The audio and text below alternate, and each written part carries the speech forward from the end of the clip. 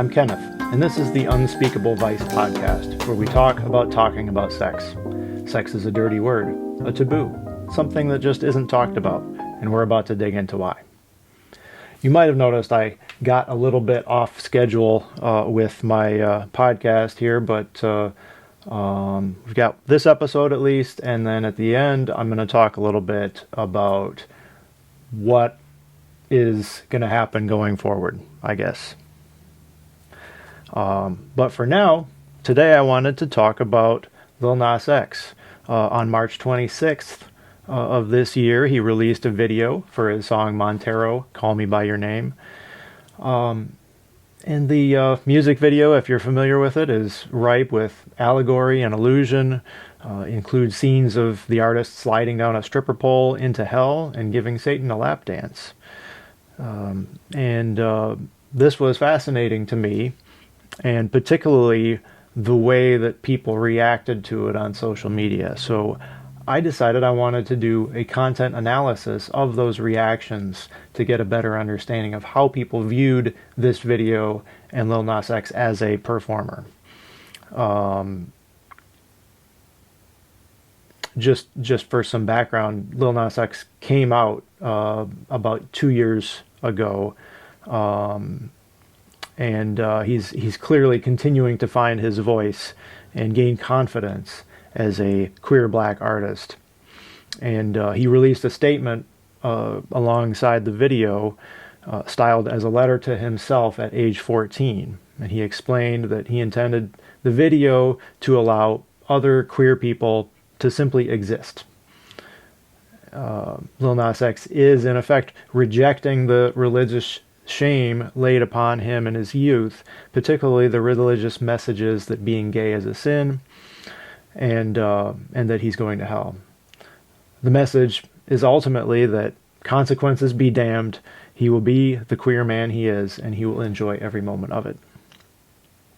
So my content analysis explores how this proud queer black artist is affirmed or rejected in his identity. Is the symbolism that he employed in this video understood to be a celebration of his true identity, free of the customary social reservation, aka shame, or is it seen as grounds for further condemnation and rejection? How are hegemonic religious or secular arguments used in public discourse around this question?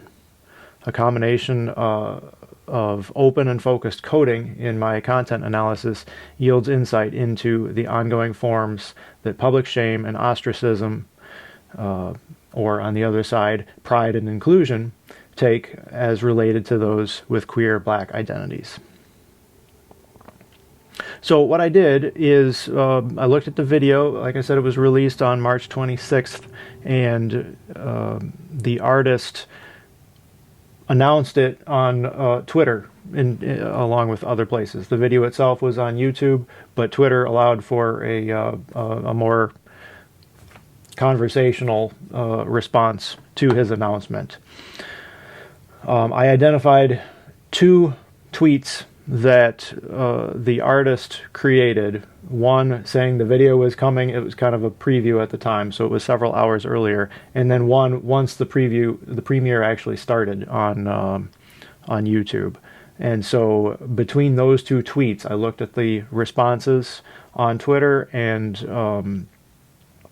got some interesting feedback from that. The second thing that I did is I looked at some of the more mass media or professional articles that were written about the video. So let me talk about the second one first, those media articles. I wanted to select articles for review that identified that they came from the largest media outlets. So I think I had 4 or 6 articles altogether. And I looked again right at the first responses to the video. So within like the first 4 days, I think, after the release. And the reason I did that partially is because coming later, if you followed this at all, there was a lot of other things that were going on. There was these Satan shoes that he released, and there was a lawsuit with Nike regarding those shoes. And so a lot of the later articles, that was their focus, but the early ones were focused particularly on the video. So that's what I was interested in. So I identified, I guess, 4 articles: Billboard, Los Angeles Times, Time, and Variety. And those were really the ones. I looked at some other sources like CNN, the New York Times, and they really didn't have an article that was directly about the video. Again, they had the reaction with the controversies. I think I saw one article that was sort of a top 10 list of new videos that came out recently. So that wasn't really what I was looking at. So I had those 4 articles. And then in terms of the Twitter posts, like I said, I was looking at responses to those first 2 posts that Lil Nas X created, and even that gave me a lot of responses. And so again, I tried to limit what I was looking at to the first couple days after the video was published, just to give myself kind of a a little easier chunk to work with, and also to focus in on people's initial reaction rather than reactions to the controversies in the following events. So once I had all these tweets and articles, I went through and I sort of had an idea ahead of time of what it was that I was going to look for, but I also wanted to read through to make sure that I understood what was actually being said rather than looking for what I expected to be said. But what I came up with was several main categories. So the religious rationale was definitely a big issue, and of course the artist included a lot of religious symbolism in the video, but beyond the obvious discussion of that content, religious is also a common basis from which to comment on queer acts or expression more generally. So any mention of hell or Satan, God, church, and so on, those would fall into this category. And then there were other rationale for either affirmation or objection that I called secular. So basically this was a catch-all category of any other reasons that were given, and I'll get into what some of those reasons were later on, reasons for either approving or disapproving of the video.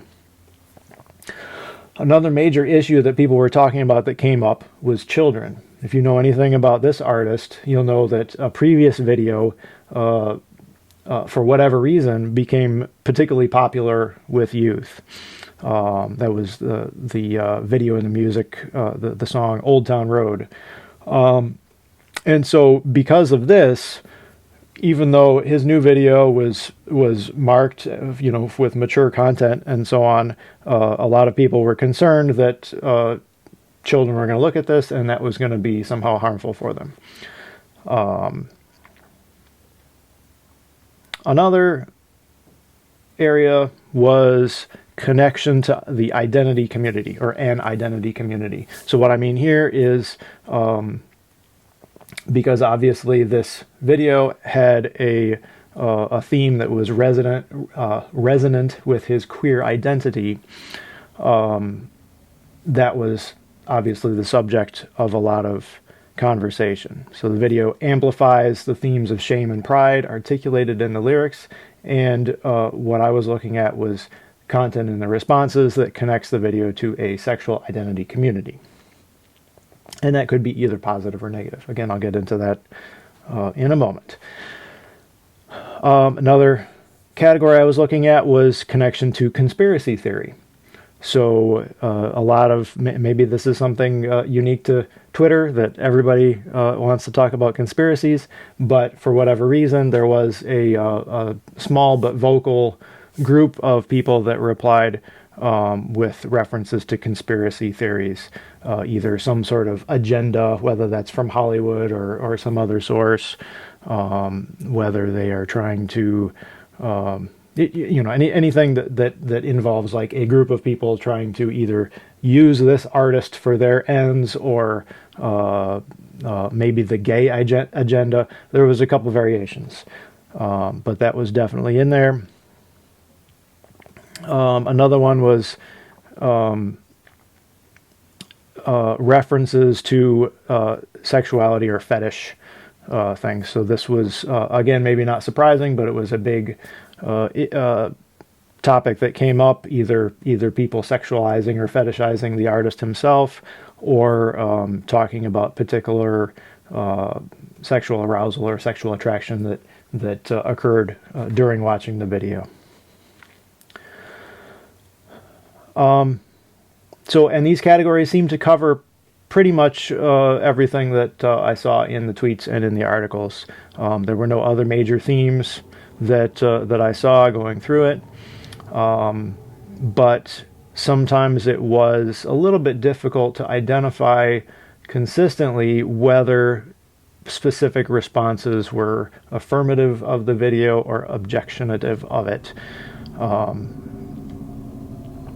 So that was something that was a little bit of a challenge. So let's talk about that for a moment. So what I found, this is getting into actually the results of my analysis now.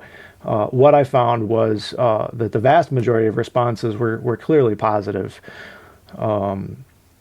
And that's probably not surprising, because on social media, the people that are looking at posts by this artist are probably people that are interested in him, that like him, and so on. So there is that echo chamber there.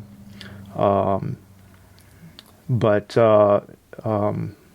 obviously that wasn't the only thing. There were some objections, probably even from fans. One commented, "What a shitty video." So not everyone loved the video, but there were also some of those where I couldn't really tell if the person tweeting was being approving or not of the video. So there was a number where people wrote something like, "That was the gayest song ever, bro." And it wasn't clear whether that was intended as positive or negative. Some people were using the gayest song as a great thing, like, finally you're talking about this part of your identity, and other people were using that as a slur. And so some of those tweets where they just used the word and didn't really give a context, there was no way that I could tell whether that was a positive or negative versus the video. But like I said, for most of the tweets, I could categorize them one way or the other. Some of the other objections had to do with the video being possibly too extreme, or not tactful, tasteless, not ready for this, one person said. A number were upset that the artist literally copied FKA Twigs' music video Cellophane, which was its own little controversy there, even though Twigs actually thought that this was a great thing that Lil Nas X did. Some of the fans did not. So that was one objection. So let's get into some of those main categories. So the religious ideas. This was one of the most salient objections to the video. One Twitterer summarized it saying, "This world is hell in a handbasket, and it shows. I can't believe how many people are applauding this sick shit. The devil is busy as F." Another Twitterer suggested that the messaging was sacrilegious, saying it's not about him being gay, but about the influence this could have on future generations. So essentially the objection is that they don't mind that the artist is gay as long as he doesn't have a gay influence on other people. I initially conceptualized religion as an argument for objecting to the video, but I realized there was a number of affirmative responses citing religious language as well. Of course, since there was the religious symbolism and content in the video, many people who applauded the artist were commenting on that, and others were defending the artist against the religious objections. A number pointed out that the video was intentionally antagonistic to religious-based fear and hatred. You say I'm evil, you say I'm sin, explains one poster. Fine, I'd much rather be what you consider evil than to be miserable in your Puritan company. Another fan suggested that they are the brainwashed ones. The artist himself claimed that religious fervor was misplaced. He made one comment saying, y'all saying a gay N-word twerking on a CGI Satan is the end of times, like slavery and the Holocaust didn't even happen. So there's clearly a lot going on in religion. Let me talk a little bit about the conspiracy theories. Again, this was a small section of the responses, but they were loud and they were interestingly focused. So that, like I said, they referred to the agenda or the industry as having ulterior motives in promoting this video. One referenced the Illuminati, saying the agenda is being forced onto black men very heavy now. Hashtag buckbreaking coming soon. I had to look that up to realize what it was, and that's a very interesting conspiracy theory there.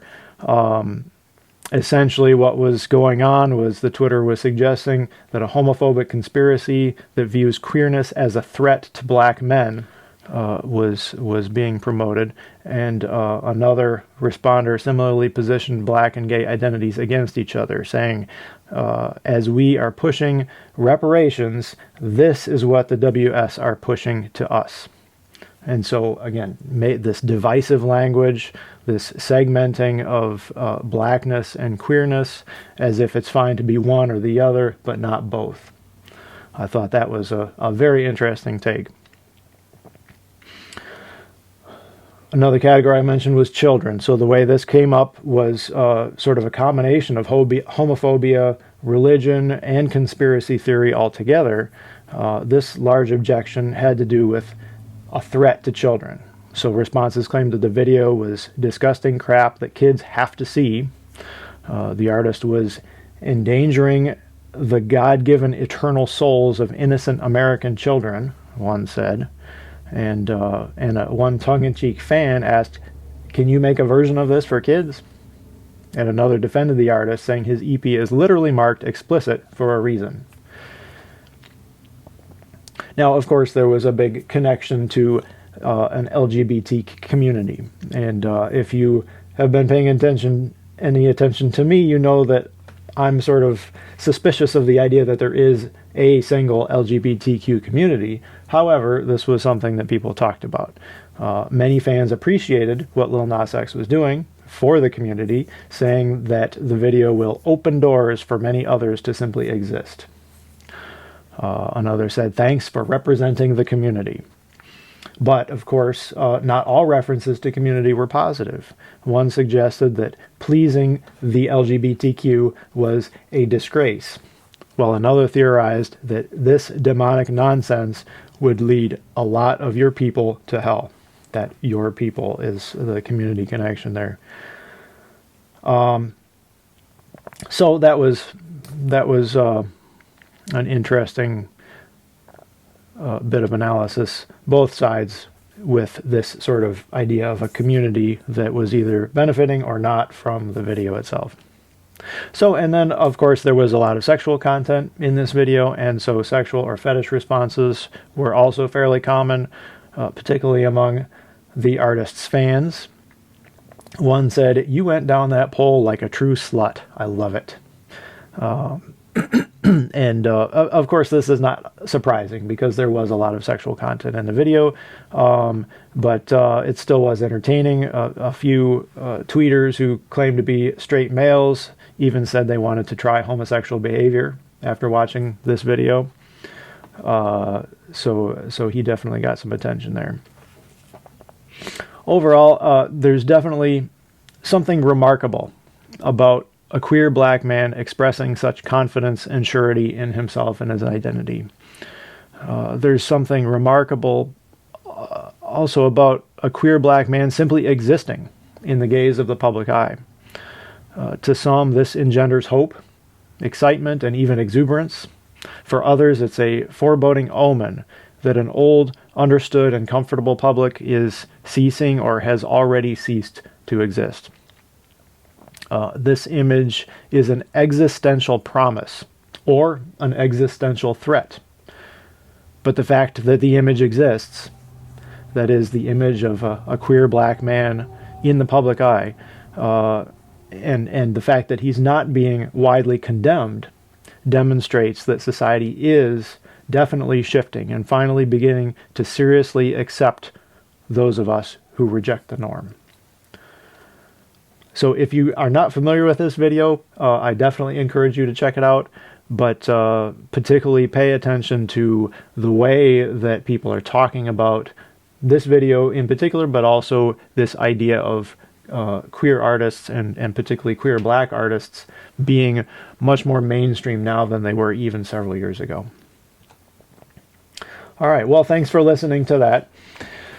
And like I said, I promised to talk a little bit about the future of this podcast. And I guess part of the reason that I was a little off schedule was because of final exams recently. But I'm also finding that I'm not as confident as I was a year ago about the direction of the podcast and what I'm hoping to get out of it. I'd like to get some feedback from all of you, if I could, about what you think the benefit of this podcast is and where you would like to see it go. If you're not familiar, we have a website, unspeakablevice.com. Please check that out. You'll get you can see all the episodes, and there's room there for discussion. We also have a Discord server that if you're not already in there, I would love to see you in there, and we can certainly have discussions there about the value of the material that has been put out already and what we could do going forward.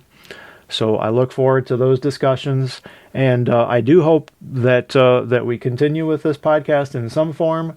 But again, I'm not sure exactly what it's going to look like. So expect a little bit of a break, but do continue to look for future episodes over the summer as well. And I look forward to continuing that with you, particularly the discussion aspect of it. So thanks again for listening. Have a great day.